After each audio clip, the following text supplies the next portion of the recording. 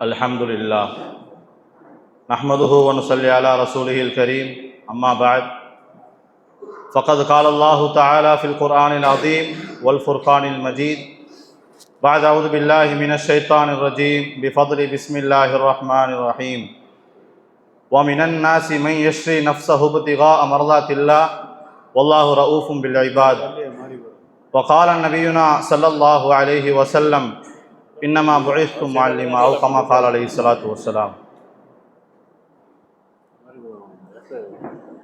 கண்ணுக்கு மெய்யழகு, கவிஞனுக்கு சொல்லழகு, கடலூர் மாவட்டத்திற்கே ஒரு பேரழகு என்றால் எங்களுடைய ஷேகுனா ஜாமியா ஹசரத் அவர்கள்தான்.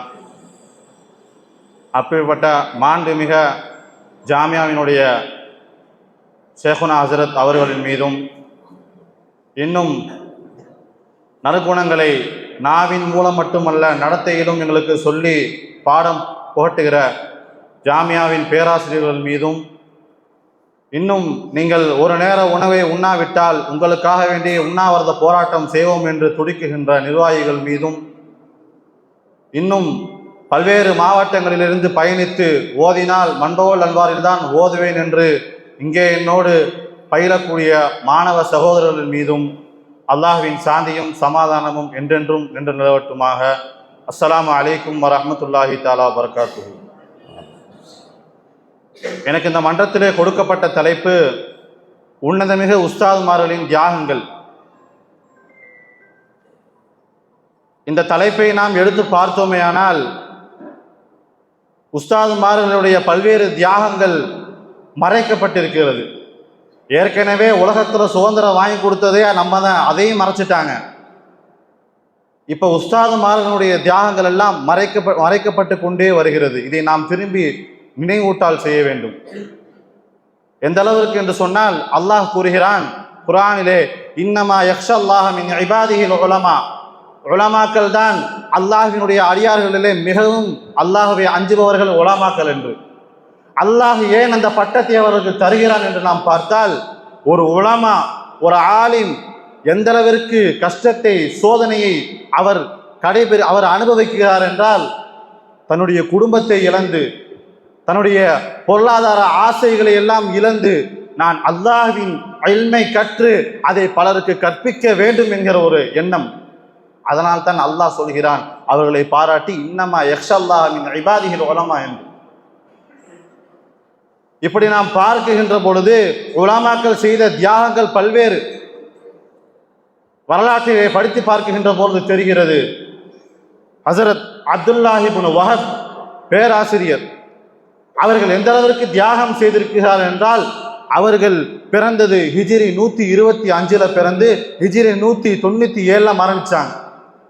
அவர்கள் அந்த வாழ்ந்த அந்த காலகட்டத்தை நம்ம எடுத்து பார்த்தோம்னா, அவங்க வாழ்ந்த அந்த வருடத்தில் அந்த ஒரு வருஷத்தை எப்படி கழிச்சிருக்காங்கன்னா 3 விதமாக பயணிச்சிருக்காங்க. ஒரு வருஷத்தை 3 விதமான ஒரு நிலையில அவங்களுடைய பயணத்தை மேற்கொண்டிருக்காங்க.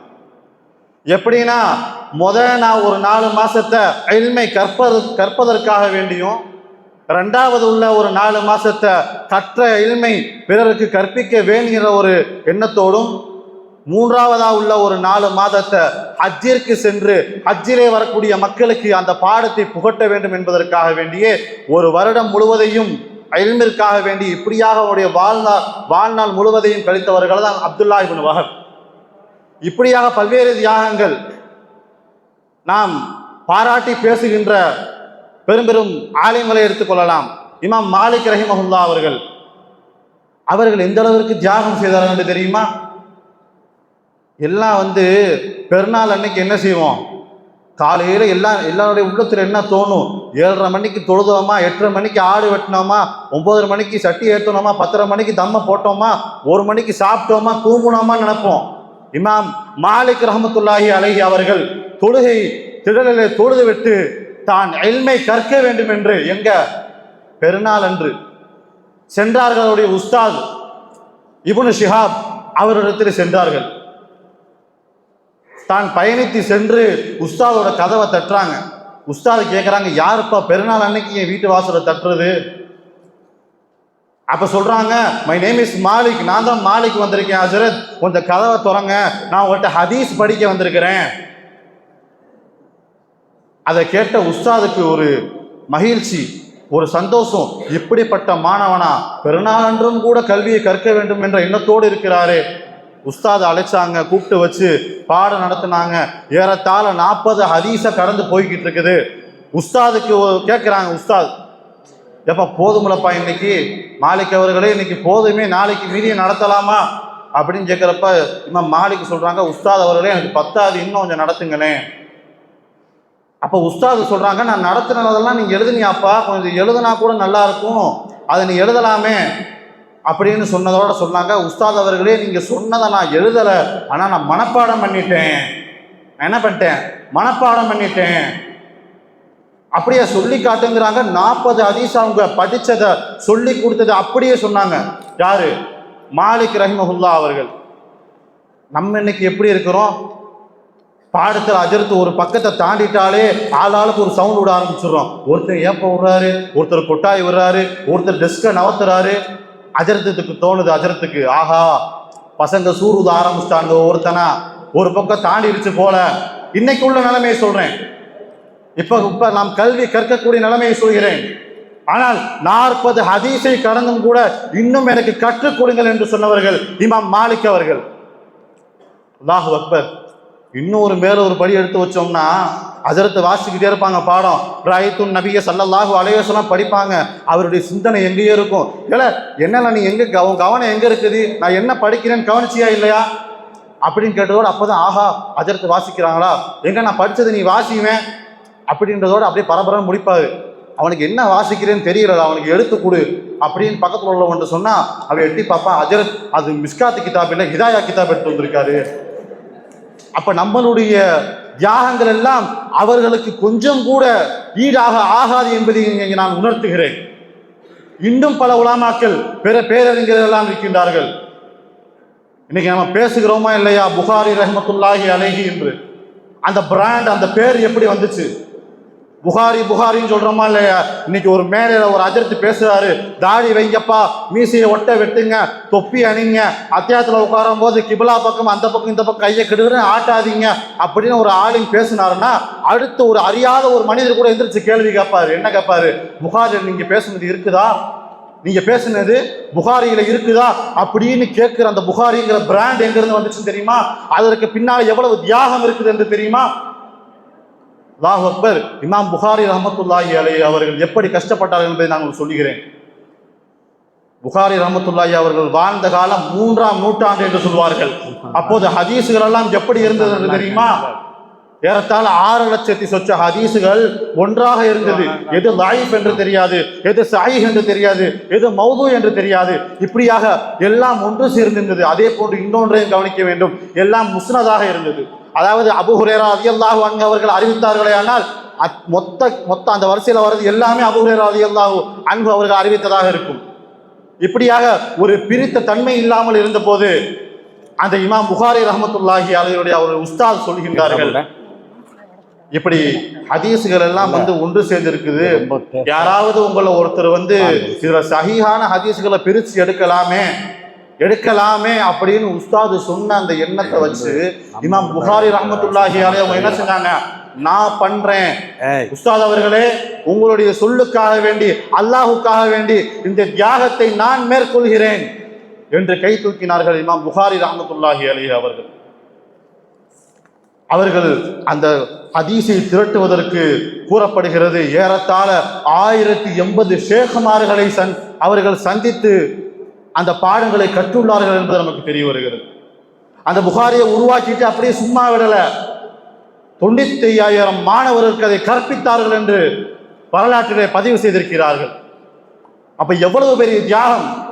இமாம் ஷாஃபி ரஹ்மத்துல்லாஹி அவர்கள் எடுத்துக்கோங்க, முஹம்மது பின் இத்ரீஸ் ஷாஃபி ரஹ்மத்துல்லாஹி அலைஹி அவர்கள், அவர்களுடைய தியாகம் அது சொல்லுகின்ற பொழுதே நமக்கெல்லாம் கவலை ஏற்படும். ஹிஜ்ரி 150 பிறந்த கஸாவிலே பிறந்த இமாம் ஷாஃபி அவர்கள் அவருடைய தாயார் என்ன செய்யறாங்க? நீ இல்மை கற்றுவிட்டு வா என்று வீட்டை விட்டு அனுப்பிச்சிட்டாங்க. அவங்க போறாங்க இமாம் மாலிக் ரஹ்மத்துல்லாஹி அவங்கள்ட்ட. அவங்க மாலிக் ரஹ்மத்துல்லாஹி கேட்குறாங்க, நீ எதுக்குப்பா வந்திருக்க, என்ன விஷயமா வந்திருக்க, உனக்கு என்ன தெரியும் அப்படின்னு கேட்குறப்ப இமாம் ஷாஃபி ரஹ்மத்துல்லாஹி அவங்க சொல்கிறாங்க, எனக்கு முஅத்தா முழுமையாக பாடமாக இருக்குது. முஅத்தா என்பது ஒரு கிதாப், அது முழுமையாக எனக்கு பாடமாக இருக்குது அப்படின்னு சொன்னதோட இமாம் மாலிக் ரஹ்மத்துல்லாஹி அலைஹி அவர்கள் இமாம் ஷாஃபி ரஹ்மத்துல்லாஹி அவர்கள் பாடத்திலே அமர வைத்தார்கள். பாடத்திலே அமர்ந்து பல்வேறு விஷயங்களை கற்றுக்கொண்டு பல பரிசுகளை எல்லாம் வென்றார்கள். யாரு? இமாம் ஷாஃபி. வென்ற போதிலும் கூட அவருக்கு எண்ணம் வந்தது, நம்முடைய தாயாருக்கு ஒரு கடிதம் போடுவோமே, அவருடைய ஆசை நிறைவேறிவிட்டது என்று கடிதம் எழுதுகிறார்கள். தாயார் அவர்களே, உங்களுடைய ஆசையை நான் நிறைவேற்றி விட்டேன், எனக்கு பல பரிசுகளை நான் வென்று விட்டேன், அப்படின்னு நான் வீட்டுக்கு வரலாமான்னு லெட்ரு அனுப்புகிறாங்க. பதில் லெட்ரு தாயார் அனுப்புகிறாங்க, நான் உன்னை இல்ம கற்றுட்டு வான்னு தான் சொன்னேன், உலக ஆதாயங்களை திரட்டிட்டு வான்னு நான் சொல்லலப்பா, உன்கிட்ட இல்ம தான் கற்றுக்கொண்டு வான்னு சொன்னேன். அப்போ என்ன செஞ்சாங்க இமாம் ஷாஃபி, தான் வென்ற அந்த பதக்கங்களை எல்லாம் பிறருக்கு சதக்காவாக செய்துவிட்டு நான் இன்னும் மேலாக படிக்க வேண்டும் என்று படித்தார்கள். கிதாபு ரிசாலா என்கிற ஒரு கிதாபை அவர்கள் எழுதினார்கள். அல்லாஹு அக்பர். இன்னைக்கு அந்த காலத்தில் ரொம்ப குழப்பமான காலம். அஹ்லே ஹதீஸ் அஹ்லே ரஹி என்ற 2 கூட்டம் இருந்துச்சு. ஒருத்தங்க என்னன்னா ஹதீஸ் மட்டும்தான் வாங்க, ஒருத்தங்க என்னன்னா சுயசரி, நான் சொல்றது தான், என்னுடைய சிந்தனை என்ன வருது அதுதான் அப்படின்னு 2 கூட்டம் இருந்தப்ப இமாம் ஷாஃபி ரஹ்மத்துல்லாஹி அலைஹி அவர்கள் ரிசாலா என்கிற கிதாபை அவரது முன்னால் வைத்த போது அத்தனை மறையர்களும் ஏற்றுக்கொண்டார்கள், இதுதான் சரி என்று. அப்ப அவருடைய தியாகம் எந்த அளவுக்கு இருந்திருக்கும். இப்படியாக ஒவ்வொரு ஆலிம்களுடைய தியாகங்கள் மறைக்கப்பட்டு இதுவெல்லாம் ஒன்றுமே இல்லை என்று இந்த நாட்களிலே பேசப்படுகிறது அல்லவா? இதை நாம் சிந்தித்து பார்க்க வேண்டும். ஏன் நம்மளுடைய உஸ்தாதுகளை எடுத்துக்கொள்வோமே, எவ்வளவு தியாகங்கள் செய்கின்றார்கள் கொஞ்சம் சிந்திச்சு பார்த்தா நமக்கே தெரியும். தான் திருமணம் செய்த மனைவி, தான் பெற்றெடுத்த பிள்ளைகள், இவர்களை எல்லாம் விட அதிகமான நேரத்தை செலவழிச்சு நம்மளோட தான். யோசிச்சு பார்க்குறோமா இல்லையா? அதிகமான நேரத்தை ஆலிம் பெருமக்கள் யாரோடு செலவழித்திருக்கின்றார்கள்? நம்மளோடு தான். ஒரே காரணம், நான் கற்ற இல்மை முழுமையாக இந்த மாணவர்கள் கற்பிக்க வேண்டும், அவர்கள் இது போன்று பல மாணவர்களை உருவாக்க வேண்டும் என்ற ஒரே தியாகம் தான். அல்லாஹ் குர்ஆனில் சொல்கிறான், وَمِنَ النَّاسِ مَن يَشْرِي نَفْسَهُ ابْتِغَاءَ مَرْضَاتِ اللَّهِ وَاللَّهُ رَءُوفٌ بِالْعِبَادِ. அடியார்களிலிருந்து சிலர் இருக்கின்றார்கள், மக்களிலிருந்து. அவர்கள் எப்படிப்பட்டவர்கள் என்றால், அல்லாஹ்வினுடைய பொருத்தத்தை அடைய வேண்டும் என்பதற்காக வேண்டி தன்னை விற்பனை செய்தவர்கள், தியாகம் செய்தவர்கள், அர்ப்பணித்தவர்கள் என்று அல்லாஹ் குர்ஆனிலே கூறுகிறான். வல்லாஹு ரவுஃபும் பில் இபாத். அல்லாஹ் அத்தகைய அடியார்கள் மீது பேரன்பு பெற்றவன் என்பதாக குர்ஆனிலே கூறுகிறான்.